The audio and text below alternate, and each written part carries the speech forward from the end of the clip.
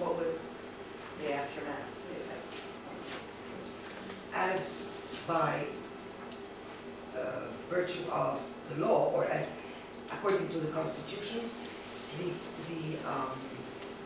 head of Parliament, the Speaker of the House, that is to say, is the one who rules for I think 90 days, and then after that they have elections for a new president. What happened was that the Speaker of the House took over, and then after that we had another referendum because he had put Mubarak as his vice president, and Mubarak got to get to power. And when he began, he started he took the people out of let people out of prison, and he was very sort of magnanimous and was trying very hard until at some point he turned the other way and he started crushing dissent, but mainly dissent of extremists.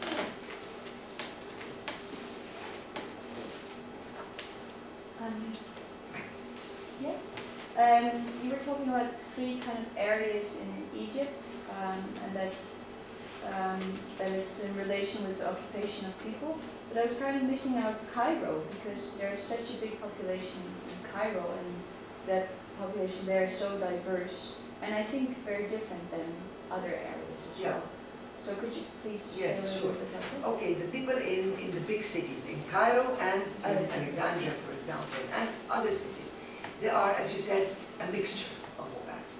But by virtue of their being inside the city, particularly the capital, because in Egypt we have a very centralized government. Everything is in Cairo.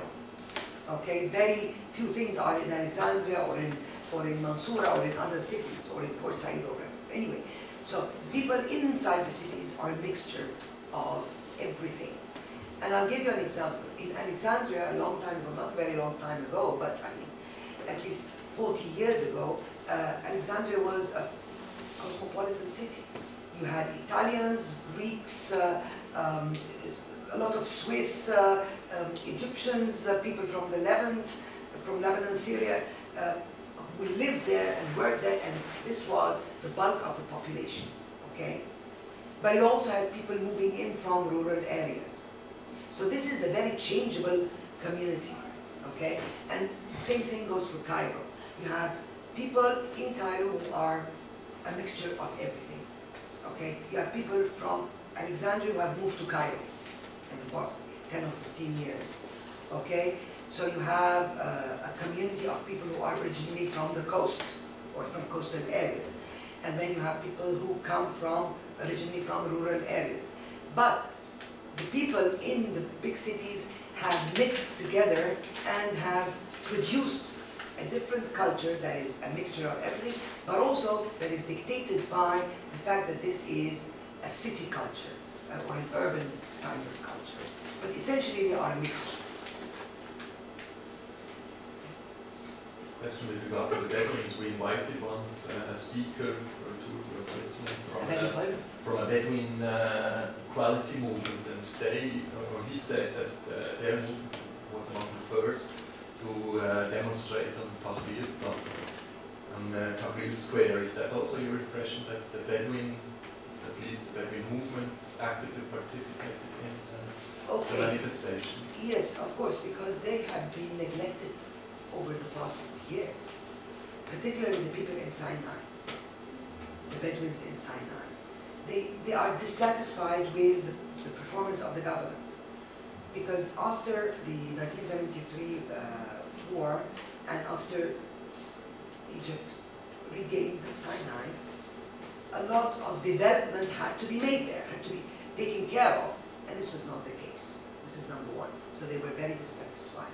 One other thing, there is this feeling of mistrust, because you see the Bedouins, particularly of Sinai, have been living under Israeli occupation before, and so the Egyptian government does not trust them very much, and so not all of them are allowed into the army or the police force. Okay, so there is discrimination against them, and that is why they are extremely unhappy. And they have not been seeing any kind of development. They are not again, they are excluded. And that is why a lot of them are unhappy about that. Same thing with the people in the Western Desert. A lot of these tribes have affinities with other tribes or with the same tribe in, let's say, in Libya. Okay? And so again, the fact that they are not like the bulk of, or they don't have the same sentiments because they're also a very close community, provokes mistrust from the state, and therefore the reaction is partial exclusion. And that is why, in answer to your question, yes, they are dissatisfied with the government, and yes, they are demonstrating. And of course, whenever anything happened, like the bombing of hotels in Sharm el-Sheikh, for example, the police force would go out and just take the young men of these tribes and, you know, throw them in prison, thinking that they are affiliated with terrorism. So they have suffered a great deal, and that is why they are not very happy with the performance of the government, and that's why they demonstrate. Okay. Yes. Second short question, your consideration about the Tunisian influence would, if I follow your lecture, I would conclude that the manifestations in Egypt would have taken place anyway, but probably Tunisia was kind of course. example that accelerated. Yes, I was just going to talk about that in the next part. Actually, people were just so sick and tired of everything. And you know, courage is contagious. Okay? Yeah. Now, when the Tunisians went out or took to the streets, and basically the incident of Bouazizi was like ignited feelings in the entire Arab world. In Egypt, people were amazed at what was happening in Tunisia. And the interesting thing is that we were always being told by the government all the time, Egypt is not like Tunisia. It's not going to happen. Okay? But the saddest thing is that they did not realize that what was happening in Tunisia had an impact on Egypt, especially because the young people in Egypt were connecting via the internet with their Tunisian counterparts, and they were learning a lot of lessons from them. And the most important lesson was the fact that the toppling of the dictator was possible. And when Ben Ali left, this was when, you know, the Egyptians felt, yes, you know, we could do that as well, and it's not impossible. So yes, there was, of course, a great influence.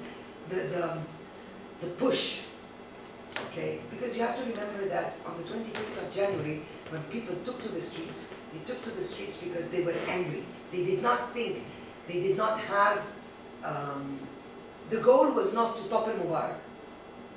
On the 25th, the goal was not to topple Mubarak. The goal was to show the government that we are so dissatisfied. And then eventually, because of the reaction of the government, and that is, again, one thing that is very important, we need to know that one of the prime reasons for this revolution to actually happen until the very end was the fact that there was a horrible reaction from the authorities. It was so slow, there was no crisis management, they did not realize the enormity of the situation, and so their response was so slow and so dissatisfying to the extent that it made people push for more. So eventually after the 28th, this is what happened. Anything else? Yes? Very briefly, you mentioned the change of culture through the migration, the coming back migrants from Saudi Arabia and Wahhabi religion. Could you explain a bit further how this could really have influenced so much the culture? Okay, when people left to go to the Gulf states, they went because the Gulf states are, you know, the oil states, a lot of job opportunities, and a higher income. Okay, so when they settled there, they had to emulate the lifestyle of the people there, starting with dress code. Now, before the 70s, no woman was veiled in Egypt. None. Okay? And when they went there, only in the countryside, people used to wear a scarf. This is a national dress. It has nothing to do with veiling. So when they went there, in order to be able to walk on the streets, let's say in Saudi Arabia or in the Gulf states, women just don't walk around like, you know, the way you are dressed or I am dressed. And so the dress code began like that. Another thing is that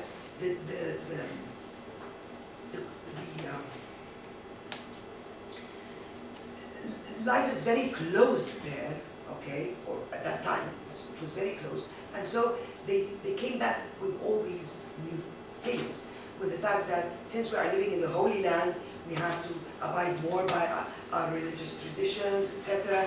And then they started coming back and infiltrating their own small family units, and then and so on and so forth, okay? And it started having this sort of multiplier effect, because it's very easy, you see, it's very, very easy to find something to sort of ease your anxiety. And for Egyptians in general, and I'm saying, this is again my personal perspective, religion for Muslims or for Christians is used as some sort of solace from all the inequity, all the suffering. I mean, they go to it. If we can't live a good life here, you know, perhaps when we die it's going to get better. So let us work towards, you know, that. And therefore it was very easy to convince people that this would be, you know, a good thing. And of course, if you have the economic power, you dictate your traditions. In other words, the people who came from the Gulf states, they had more economic power than their neighbors on the same street, okay? And so they, let's say they came from rural areas. They went back to the village, and even our villages have changed.